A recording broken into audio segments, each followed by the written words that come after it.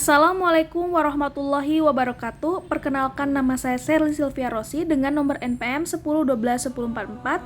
Saya dari kelas C4 Manajemen. Saya mahasiswa Universitas Teknologi Digital. Di sini saya akan memaparkan materi untuk penugasan evaluasi tengah semester 3 dengan mata kuliah Pendidikan Agama Islam. Berikut pemaparannya. Baik, di sini saya akan membahas materi tentang ma'rifatullah. Kata ma'rifatullah asal katanya yaitu a'rafa ya'rifu, yang artinya mengenal. Jadi ma'rifatullah adalah upaya manusia untuk mengenal Allah. Ibnu Qayyim mengatakan bahwa semakin tinggi ma'rifat kita kepada Allah, maka semakin tinggi ketaatan kepada Allah, semakin menghambakan diri dan bersifat ihsan. Cara mengenal Allah di sini ada 4 pembahasan. Yang pertama ada ahamiyatu ma'rifatullah, yang kedua ada al-thoriq illa ma'rifatullah, yang ketiga ada al-mawani min ma'rifatullah, dan yang terakhir ada al-adilatu ala wujudillah. Cara mengenal Allah, salah satu yang terpentingnya adalah menjaga kesucian hati dan jiwa. Manusia yang jiwanya dan hatinya suci akan mengisi aktivitasnya dengan berzikir kepada Allah. Dengan begitu, kehidupannya akan dipenuhi kearifan dan bimbingan darinya. Cara mengenal Allah yang pertama adalah alhamiyatu ma'rifatullah. Ma'rifah berasal dari kata arafa ya'rifu. Ma'rifah atau mengenal. Ma'rifatullah dimaknai dengan pengenalan terhadap jalan yang mengantarkan manusia dekat dengan Allah. Mengenalkan rintangan dan gangguan yang ada dalam perjalanan mendekatkan diri kepada Allah.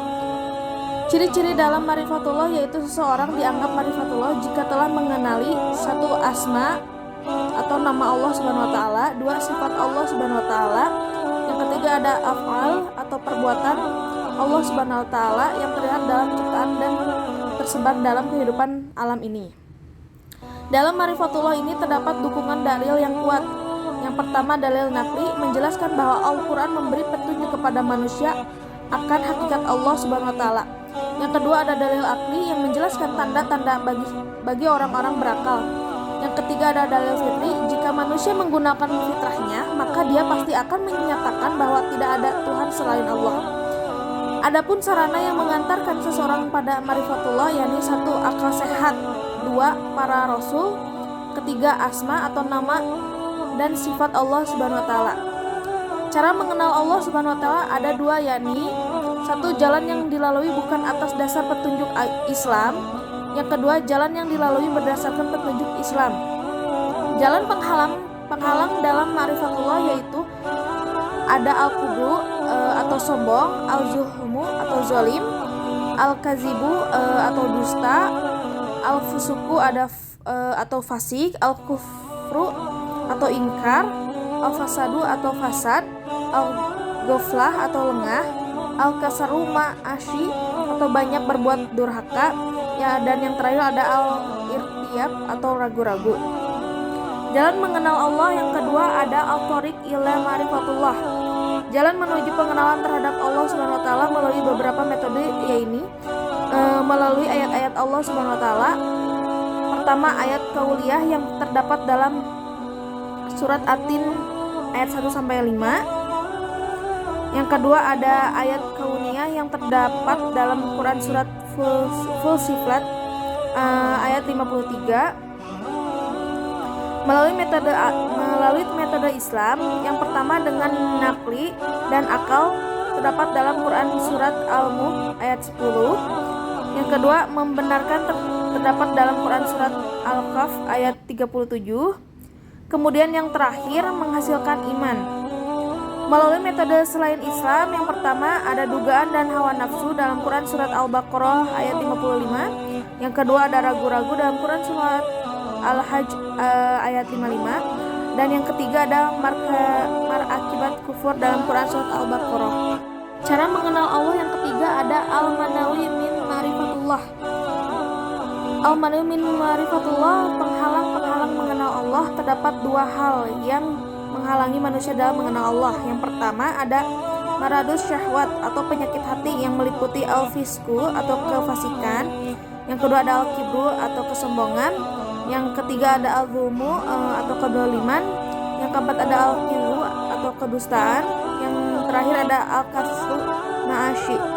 Hal kedua yang menghalangi mengenal Allah yaitu maradu al-syubhah atau masalah akal dan logika yang meliputi al-jahlu atau kejahilan dan kebodohan.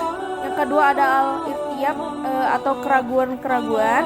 Yang ketiga ada inhiraf atau penyimpangan. Dan yang terakhir ada al-ghaflah atau kelalaian. Cara mengenal Allah yang terakhir ada al-dalillah ala wujudillah. Eksistensi Allah, Tuhan telah menciptakan dan memelihara alam semesta dengan kekuasaan dan kasih sayangnya. Eksistensi Allah Subhanahu wa taala ditunjukkan oleh beberapa dalil berikut. Yang pertama ada ad-dalilul fitri atau dalil fitrah. Fitrahnya artinya al-khalifah, yaitu keadaan asal ketika seseorang manusia diciptakan oleh Allah. Fitrah adalah sifat asasi atau dasar yang murni, belum terpengaruhi oleh faktor-faktor eksternal. Terdapat pada Quran Surat Al-A'raf ayat 172 dan Quran Surat Yunus dari ayat 10 sampai 22. Yang kedua ada ad-dalilul hissi atau dalil yang dapat diindra, mukjizat para nabi dan rasul yang telah disaksikan oleh manusia.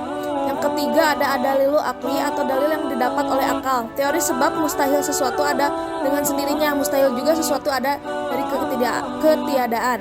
Teori keteraturan atau seluruh alam semesta bergerak dengan sangat teratur. Hal ini menunjukkan adanya kekuatan yang maha dahsyat yang menciptakan dan mengendalikan, yakni Allah Subhanahu wa taala. Yang keempat ada dalilul naqli atau nas, pembuktian keberadaan petunjuk kitab suci. Manusia tetap membutuhkan informasi dari Allah Subhanahu wa taala untuk mengenal zatnya, yaitu dalil akli atau Al-Qur'an dan Sunnah untuk membimbing manusia mengenal Tuhan yang sebenarnya. Quran Surat Al-A'raf ayat. Yang terakhir ada dalilul tarik atau dalil sejarah, membenarkan sejarah kenabian hingga kini keberadaan, keagungan dan kekuasaan Allah masih ditunjukkan. Terdapat dalam Quran Surat Yusuf ayat 111.